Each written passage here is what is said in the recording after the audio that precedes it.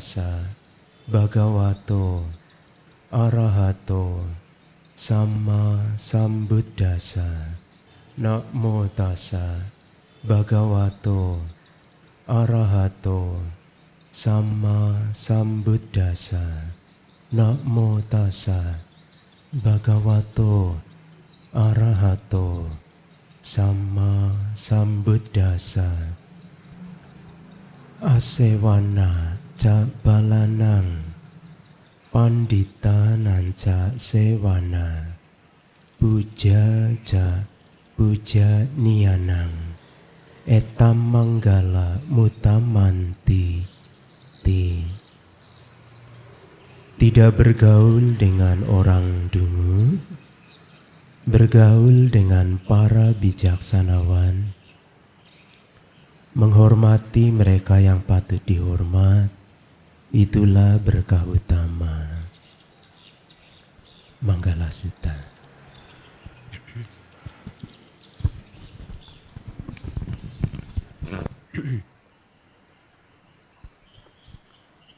Ya Rama-Ramani, Bapak Ibu Saudara, selamat pagi, Soti Hontu, Namo Buddhaya. Terima kasih atas kesempatan yang diberikan pada pagi hari ini kita bisa berjumpa kembali dalam acara Puja Bakti Umum, dan ini dilaksanakan di Wihara Metta Tegal. Ya. Ada yang mengatakan Metta Wihara, Wihara Metta, sama saja ya. Metta Wihara. Sepertinya kalau Metta Wihara itu versi bule ya. Wihara Metta ya. Metta Monastery gitu ya. Monastery ya, wihara. Ya, Bapak Ibu Saudara, ini adalah kesempatan yang baik untuk kita melatih diri, meluangkan waktu, berkumpul bersama dalam acara kebaikan. Kebajikan bersama dilakukan di suatu tempat, ya, dalam hal ini adalah wihara. Salah satu tempat umum, ya. Nah, di tempat umum ini Bapak Ibu melakukan kebajikan bersama-sama. Ya, karena wihara itu kan bukan hanya keluarga tertentu ya. Tidak hanya keluarga tertentu yang boleh gitu ya datang ke tempat ini, tetapi semua ya, semua boleh datang. Di sini bisa belajar dhamma ketika ada suatu rintangan atau masalah. Nah, Bapak Ibu bisa mencari ya penyebabnya, kemudian mencari solusinya. Ya, karena namanya orang hidup kan tidak selalunya mulus ya. Tidak selalunya lancar sesuai dengan keinginan. Bapak Ibu, ada yang selama ini tidak pernah ketemu masalah? Ya. Tidak ada yang angkat tangan ya. Yang angkat tangan cuma saya. Nah, jadi artinya orang yang hidup di dunia ini ketemu masalah. Karena hidup itu sendiri sudah masalah. Ya, kok bisa ya hidup itu masalah? Lah kalau tidak makan coba masalah tidak? Tidak mandi masalah tidak? Tidak ganti baju masalah tidak? Gatel-gatel ya? Bisa kena ya penyakit kulit dan sebagainya. Jadi masalah. Bahkan baru lahir saja sudah menjadi masalah. Kok bisa? Nah kalau ibunya tidak mau menyusui coba. Dia kelaparan kan, nangis terus. Kalau dibiarkan ya lemes ya. Ya menjadi tidak hidup lagi ya. Jadi artinya masalah itu ada dan kita sendiri yang mencari solusinya agar masalah itu selesai, agar kita keluar dari masalah atau persoalan hidup ya. Nah, namun yang sering terjadi itu orang tidak mau ketemu masalah ya. Kalau sudah kadung ketemu masalah ya berusaha untuk menghindar ya. Ini sudah kebiasaan orang ya. Tetapi kalau kita sudah ketemu masalah, masalah benar-benar sudah kita ya mau tidak mau hadapi ya, karena sudah muncul gitu. Nah, bagaimana sikap seorang umat Buddha ya? Karena ini sebetulnya tidak hanya umat Buddha saja ya. Umat yang lain juga sama, ketemu masalah ya. Karena sudah lahir ke dunia. Nah, Sang Buddha menggunakan istilah lain dari istilah masalah ya, yaitu beliau menggunakan istilah dukkha ya. Dukkha, D-U-K-K-H-A, double K ya, dukkha. Tetapi dalam bahasa Indonesia istilah dukkha juga pengertiannya tidak jauh berbeda ya. Kalau dukkha dalam bahasa Buddhis ya, bahasa Pali sering diartikan penderitaan atau ketidakpuasan. Dukkha juga bisa kita temukan referensinya ada di khotbah Sang Buddha yang pertama, Dhammacakkappavattana Sutta ya. Di sutta itu kita diajak untuk melihat masalah ya. Jangan tidak mau melihat masalah gitu ya. Karena mau tidak mau ya kita menyadari atau tidak menyadari masalah sudah ada di depan mata gitu. Jadi kalau kita merem tidak mau buka mata ya kita sebenarnya berhadapan dengan masalah gitu. Mau menghindar sejauh manapun sembunyi di dalam goa juga masalahnya ada. Kalau semakin menghindar ya masalahnya semakin bisa tambah ruwet, tidak kunjung terselesaikan. Tapi kalau kita menghadapi, mencari sebabnya, nah ada kemungkinan nanti ketemu solusinya gitu ya, jalan keluarnya. Kalau mau melihat, mau menghadapi ya, bisa ketemu penyebabnya, ini masalah ini penyebabnya apa gitu ya. Nah sekarang tinggal kita bagaimana cara menyelesaikan masalah itu. Kalau Bapak Ibu berusaha menghindar, masalah itu bisa terus-terusan tidak terselesaikan ya. Ada yang tidak sepakat? Masalah dibiarkan bisa berlarut-larut sampai bertahun-tahun, puluhan tahun tidak kunjung selesai. Ya. Karena tidak diselesaikan. Kelihatannya selesai, tapi sebenarnya belum selesai, ya, masih mengganjal, ya. Nah, kita ambil contoh ya. Mudah-mudahan sih di sini tidak ada, ini di tempat lain, ya, supaya penjelasan teori ini lebih jelas dipahami ya. Kita ambil contoh. Di suatu daerah ada seorang wanita yang suaminya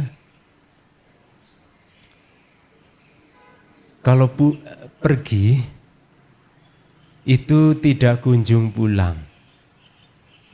Perginya bisa lama, tidak menentu. Mungkin bisa seminggu atau mungkin lebih dari itu ya.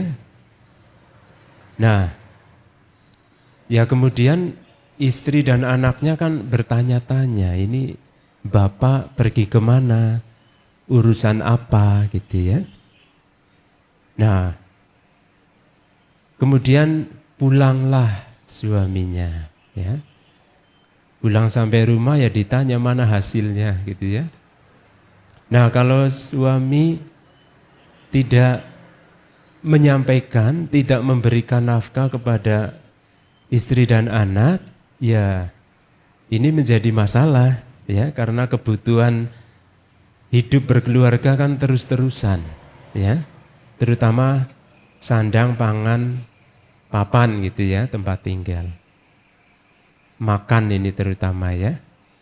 Kalau tidak makan bisa mati ya. Ya memang tidak langsung mati tapi bisa meninggal gitu ya, karena itu butuh proses juga ya. Lemes sampai berhari-hari. Nah, ya kehabisan cadangan lemak, nah ya bisa selesai hidupnya. Nah, jadi suami atau bapak itu melakukan hal itu tidak hanya 1 kali, 2 kali. Sampai berbulan-bulan, sampai bertahun-tahun. Ternyata setelah diselidiki oleh istrinya, suaminya itu punya simpanan. Ya. Nah, betapa kagetnya istrinya ya. Oh, ternyata bapak seperti itu ya. Nah, anaknya juga kaget ya, apalagi ini anaknya kan ya masih muda-muda, ini bisa menimbulkan beban mental ya. Karena anak-anaknya masih sekolah ya. Nah, tetapi yang saya cukup salut begitu ya, istrinya itu tidak segera menceraikan suami, tapi berpikir dulu ya, menimbang-nimbang, berpikir dulu ini bagaimana ya baiknya ya. Anak-anak belum dewasa, kalau melihat orang tuanya cerai, nah ini bisa beban mental ya. Ini akan berpengaruh pada perkembangan batin atau mental anak ya. Anak bisa trauma ya, baik di pergaulan di masyarakat maupun di sekolah ya. Bisa minder dengan teman-temannya ya. Bisa mempengaruhi hasil belajar di sekolah ya. Nah, sehingga sampai sekarang masih bertahan. Padahal sudah lama itu ya. Nah, bagaimana dengan mental si ibu ini? Kan sudah sabar sekali ya. Bagaimana ya ini baiknya ya? Kalau segera diambil keputusan bercerai, nanti anak siapa yang akan mengasuh? Ya, kalau istri yang minta cerai, jangan-jangan nanti hak asuh anak jatuh ke suami. Sedangkan suami pergi tidak jelas, pulang tidak menentu. Waktunya tidak menentu, bisa sebulan, bisa mungkin lebih dari itu. Pulang sehari 2 hari, pergi lagi.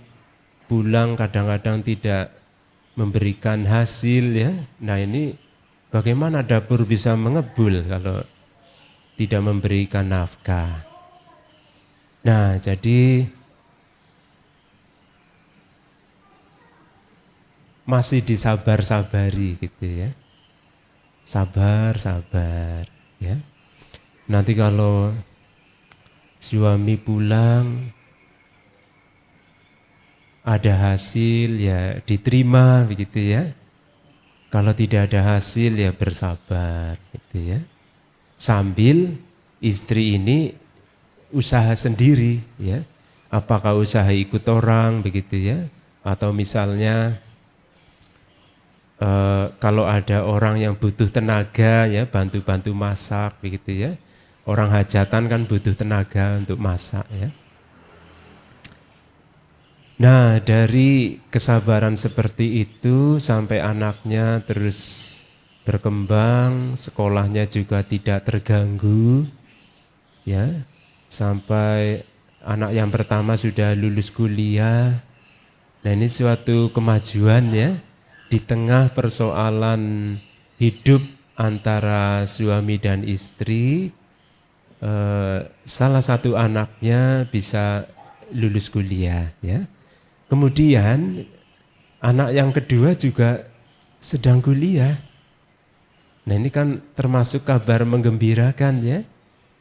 Meskipun istrinya itu berjuang, jadi bisa dikatakan seperti gitu ya, berjuang sendiri karena suaminya jarang pulang.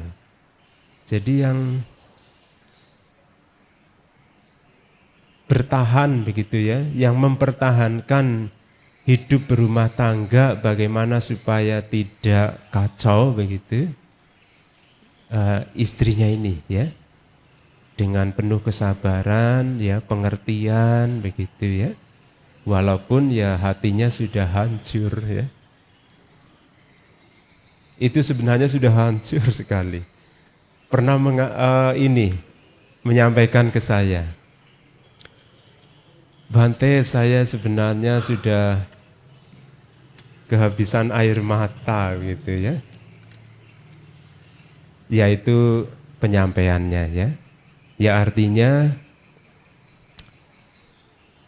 ya mungkin dalam batinnya sudah bisa menahan begitu ya. Tidak, kalau muncul kesedihan itu tidak langsung nangis di depan umum begitu ya.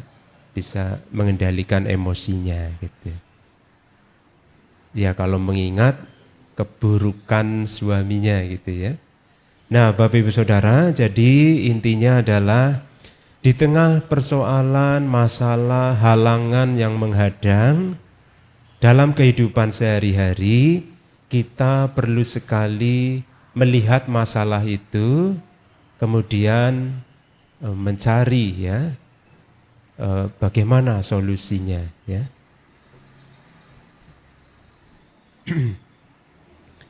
Itu semua diperlukan sekali adanya perhatian ya, memperhatikan dari mana munculnya masalah itu ya, apakah dari dalam diri atau dari pihak lain ya. Kalau kita sendiri yang menimbulkan masalah, nah tentu kita lebih waspada ya. Kita akan berusaha bagaimana di masa mendatang kita tidak menimbulkan masalah yang serupa ya, atau masalah yang lain ya. Kalau masalah itu datang dari pihak lain, dari orang lain, ya sebenarnya kita waspada juga ya, waspada ya. Jadi artinya ya kita sama-sama waspada. Dari manapun masalah itu datang, kita hendaknya waspada. Supaya apa? Supaya kita tidak terseret oleh masalah itu terlalu jauh ya. Karena kalau terlalu jauh atau terlalu dalam ya, terlibat dalam suatu masalah, biasanya akan kesulitan keluar dari masalah ya. Jadi masalahnya semakin rumit ya, semakin tidak mudah diselesaikan. Nah, Bapak Ibu Saudara, lalu selain kita melihat masalah, mengamatinya supaya ketemu sebab dan solusinya, di sisi yang lain Buddhis memandang masalah itu sebagai objek kebijaksanaan. Ya. Objek kebijaksanaan di sini artinya sebagai bahan latihan. Ya, sebagai bahan latihan untuk memecahkan suatu masalah. Ya. Begitu ya. Ini ada objek yang lewat juga masalah ya. Ya karena perhatiannya ke sana ya. Nah jadi kalau tidak waspada, nah kita bisa tidak benar-benar memperhatikan masalah, ya. Nah sekarang perhatian ya, karena masalah itu perlu diperhatikan. Karena kalau tidak diperhatikan ya tidak selesai ya. Perhatian sekarang kita melihat ya. Perhatian itu apakah kita semua mempunyai perhatian? Punya ya, jawabannya punya. Bapak Ibu sedang memperhatikan saya?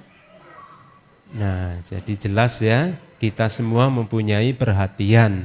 Di dalam Buddhis ada istilah sati, ya tulisannya biasa S-A-T-I, ya sati, perhatian. Kemudian di Dhammacakkappavattana Sutta juga disebutkan ya sama sati, ya perhatian benar. Jadi referensinya jelas ya. Dhammacakkappavattana Sutta ya, khotbah tentang pengguliran cakra dhamma ya. Khotbah Sang Buddha kepada 5 orang petapa ya. Kondanya, Badia, Wapa, Asaji dan Mahanama ya. Yang setelah mendengarkan ya menyimak dengan penuh perhatian pengertian yang benar, 5 orang petapa tersebut mencapai tataran kesucian arahat ya. Setelah ditambah 1 sutta lagi. Bapak Ibu ada yang ingat?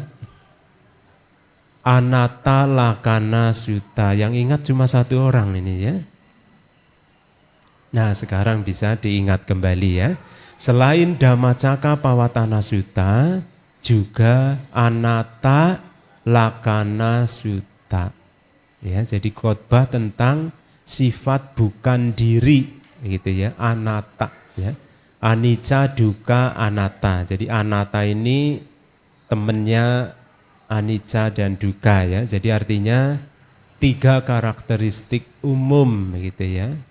3 corak umum. Jadi kehidupan yang kita jalani itu ada 3 karakteristik umum begitu ya. Semua sama ya. Semuanya sama, terkena sifat anicca, dukkha, anatta. Ya. Ini ibu-ibu yang duduk di kursi bisa menangkap ya penjelasannya ya. Suara saya kurang nyampe ke sana. Kurang ya. Padahal tadi sudah sarapan loh ya.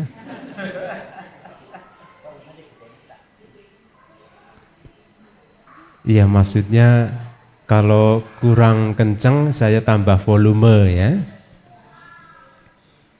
Baik ya Bapak Ibu Saudara, kita semua menghadapi masalah. Berhadapan dengan masalah ya. Mungkin masalah yang ada itu belum bisa terselesaikan semua ya, masih ada yang menggantung ya, belum selesai. Tetapi kita pahami dulu perhatian benar ya yang ada di Samasati ya, di Jalan Mulia berunsur 8. Jalan Mulia berunsur 8 ada di Dhammacakkappavattana Sutta.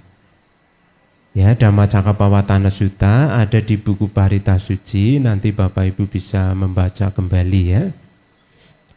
Nah sekarang perhatian benar samasati ya adalah kesadaran jernih terhadap apa yang sedang terjadi saat ini.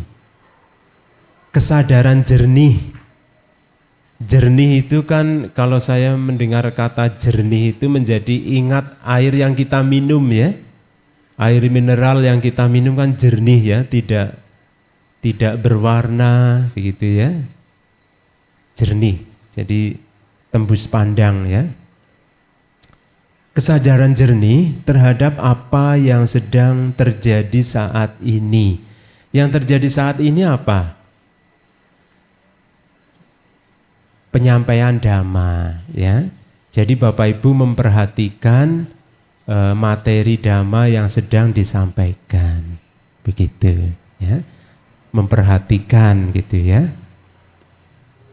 disertai dengan tidak menolak, tidak melekat, dan tidak terdelusi ya. Delusi itu moha ya. Moha itu selain diartikan delusi juga kebodohan batin. Ya, jadi kalau kebodohan batin di sini sulit membedakan mana yang baik, mana yang tidak baik, mana yang bermanfaat, mana yang tidak bermanfaat. Jadi batin seseorang itu bingung ya. Ini bermanfaat atau tidak ya? Ini kalau saya lakukan membahayakan diri sendiri, membahayakan orang lain atau tidak, gitu ya. Nah, bingung ya, bingung. Jadi moha itu sifatnya menjebak ya, tadi malam sudah disampaikan ya. Seperti jaring yang menjebak ya. Jaring menjebak misalnya burung-burung begitu ya. Terjebak ya di dalam delusi atau kebodohan batin ya. Jadi perhatian benar adalah kesadaran jernih terhadap apa yang sedang terjadi saat ini, disertai dengan sikap tidak melekat, tidak menolak, dan tidak terdelusi. Nah, tidak melekat ya kata lain dari tanpa keserakahan, loba. Tidak menolak berarti tanpa kebencian, ya, dosa, dan tidak terdelusi ya, tidak disertai moha ya, kebodohan batin. Seperti itu ya. Masih ada waktu Bapak Ibu? Kalau masih kita lanjut ya, karena setelah ini ada acara lagi. Baik, perhatian benar selalu berdiri bersama panya kebijaksanaan dan usaha benar sama wayama. Ya. Seperti itu ya. Jadi kalau seseorang memperhatikan sesuatu disertai dengan kebijaksanaan, disertai dengan usaha benar. Nah, jadi panya dan samawayama menyertai perhatian benar begitu. Nah, kita ambil contoh ya supaya lebih jelas. Seekor kucing akan menangkap seekor cicak. Cicak diperhatikan terus. Apakah perhatian si kucing itu disertai kebijaksanaan?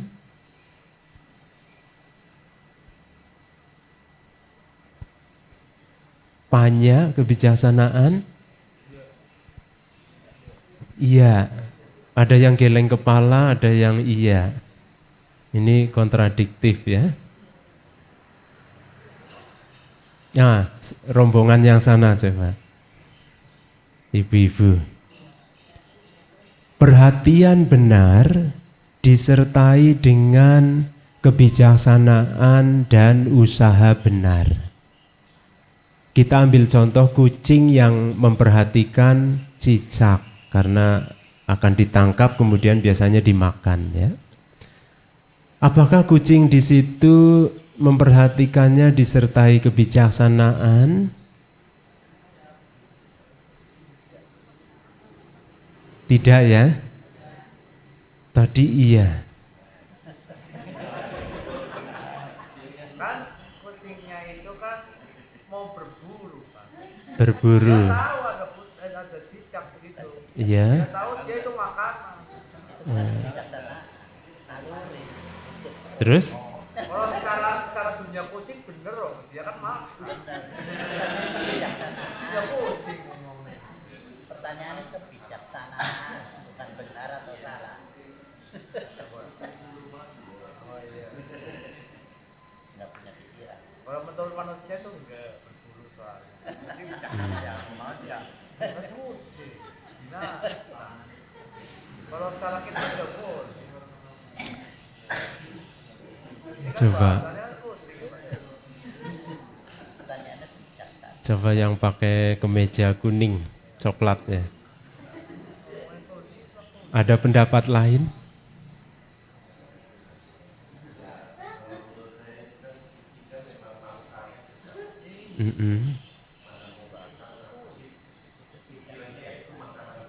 Iya.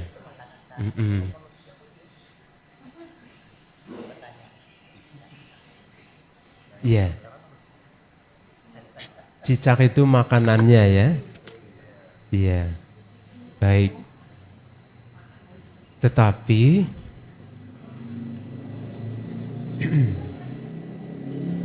di sini ya, perhatian benar disertai sikap tidak melekat, tanpa penolakan dan tanpa delusi. Ya.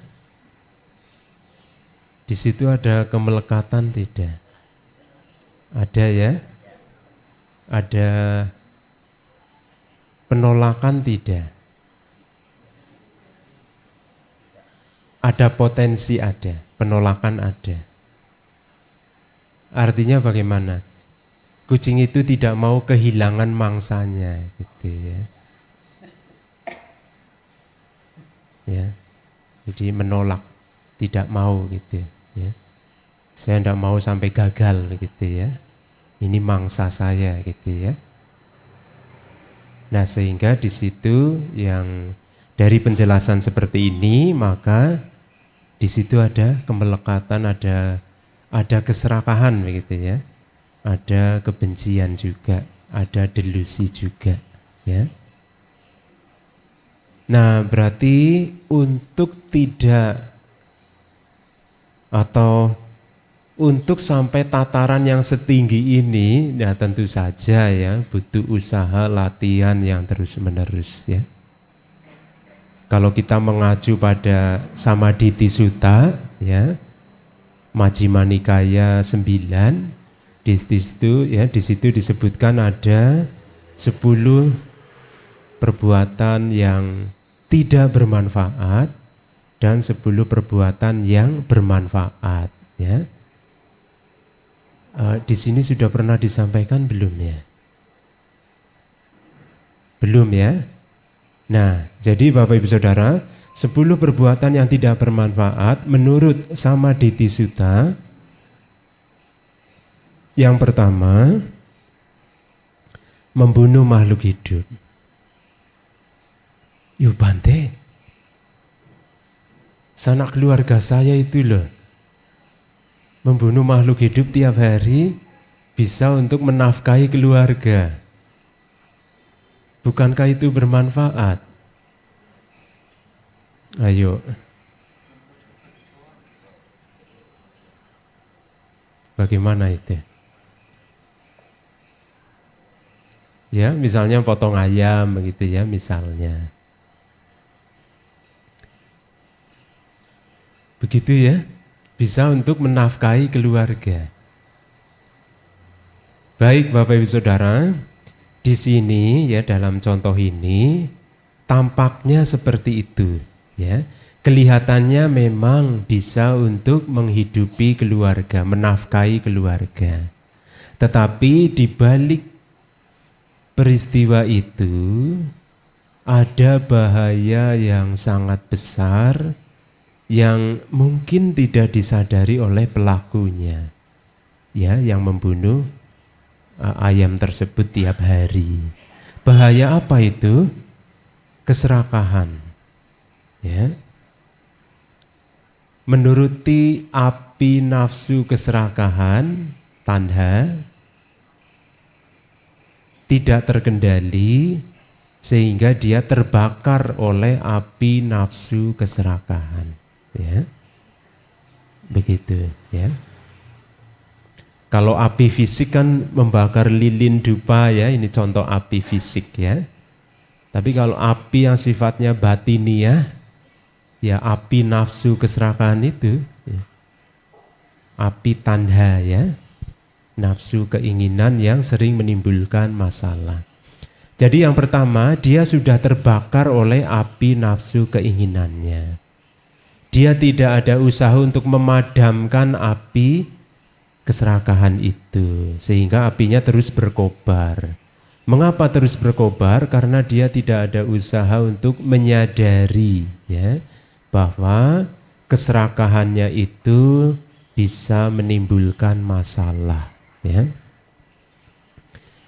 Masalah apa? Ya kebakarannya terus terjadi, tidak kunjung padam. Ya. Jadi api nafsu keserakahannya terus berkobar gitu ya. Hari ini potong 10 ekor, besok bisa meningkat 15 ekor, 20 ekor.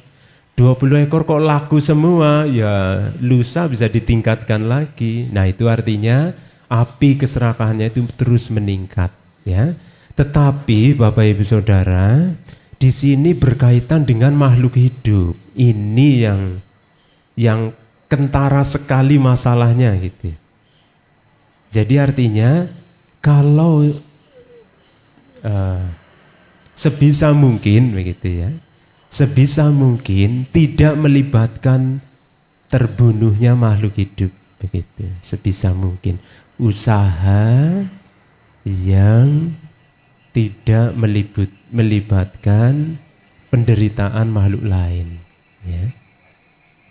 Nah Bante, nanti saya tidak bisa jalan ini ya, anak sekolah, anak kuliah nanti bisa tersendat begitu ya. Nah tetapi kan namanya dunia ini kan luas ya, usaha kan tidak hanya potong ayam saja ya. Ini mohon maaf ya, ini hanya contoh saja ya, tidak bermaksud menyinggung atau bagaimana. Banyak usaha yang lain ya, tidak hanya itu, karena dunia ini kan luas sekali, kompleks dan luas ya. Nah sehingga usaha yang dijalani, bagaimana Bante solusinya kalau sudah terlanjur begitu?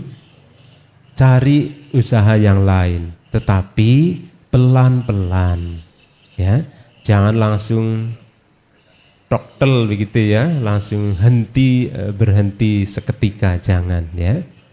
Nanti ekonomi keluarga bisa berantakan ya.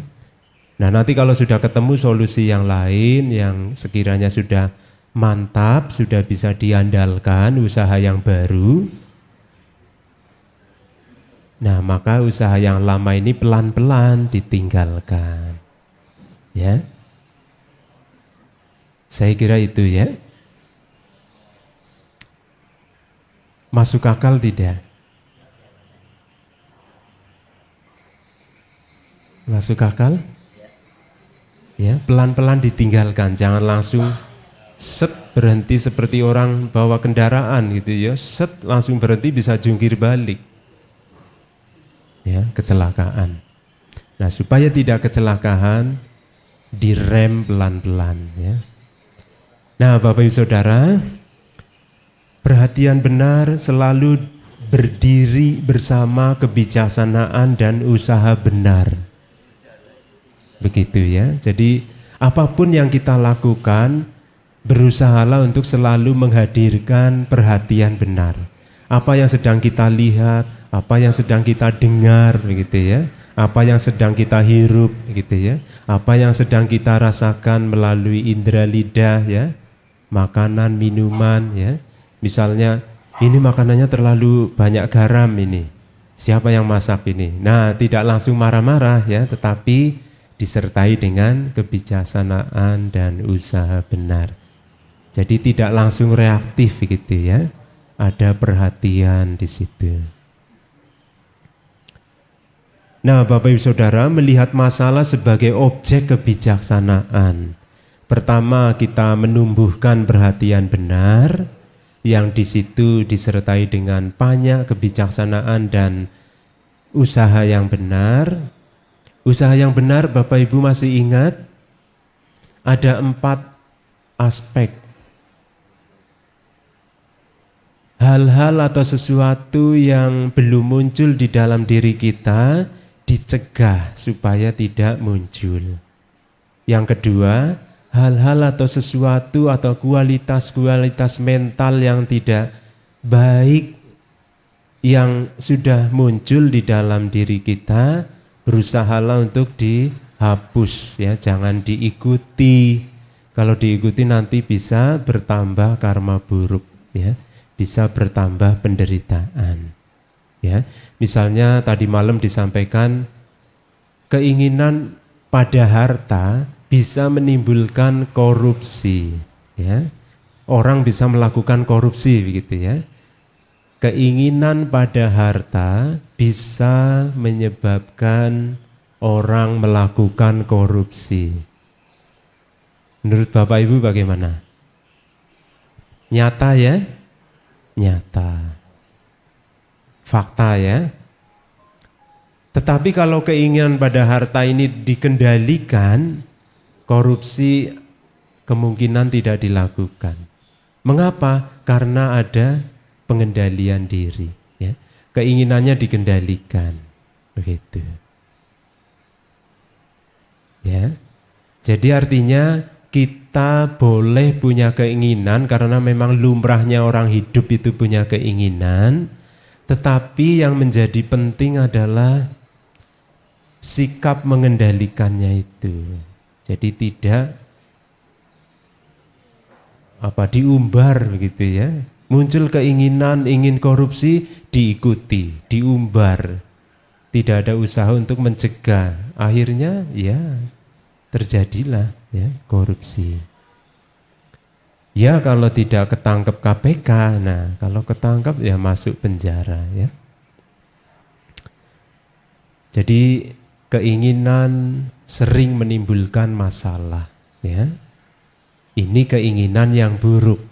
Tapi keinginan yang baik sering-seringnya itu malah bermanfaat ya. Bapak Ibu datang ke wihara gitu ya, menjaga tali pertemanan seperti ini ya, persahabatan gitu ya, menjaga kebersamaan, kerukunan. Nah ini keinginan yang bermanfaat ya. Bapak Ibu ingin latihan meditasi, nah ini keinginan yang bermanfaat.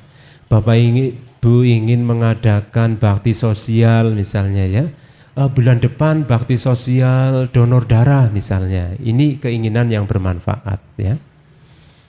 Nah jadi antara tanha dan canda, nah ini penting untuk dibedakan ya. Tanha itu keinginan yang sering menimbulkan masalah, tetapi canda itu sama-sama keinginan, tetapi yang sehat ya, keinginan yang sehat, yang positif, yang kalau diikuti itu malah seringnya itu malah membawa manfaat ya. Baik.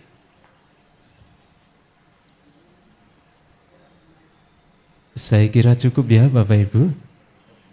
Melihat masalah sebagai objek kebijaksanaan, sebagai bahan latihan mengembangkan kebijaksanaan, ini belum selesai pembahasannya ya. Kalau ada umur panjang, ada kesehatan, bisa kita bahas kembali ya. Baik, terima kasih Bapak Ibu Saudara atas perhatiannya. Yang perlu digarisbawahi adalah Bapak Ibu ingat 4 kebenaran mulia. Adanya duka, sebab duka, lenyapnya duka, dan jalan menuju lenyapnya duka. Ada masalah, ada sesuatu yang menyebabkan masalah itu muncul, ada selesainya masalah, dan ada cara menyelesaikan masalah hidup ya. Sang Buddha sudah selesai dengan masalah hidup ya. Sekarang PR kita bagaimana ya. Jadi ingat 4 kebenaran mulia ya. Cattari Arya Sacani. Baik ya. Terima kasih, semoga semuanya sehat bahagia, maju di dalam praktek dhamma, sabesata bhavantu sukitata. Semoga semua makhluk hidup berbahagia. Sadhu, sadhu.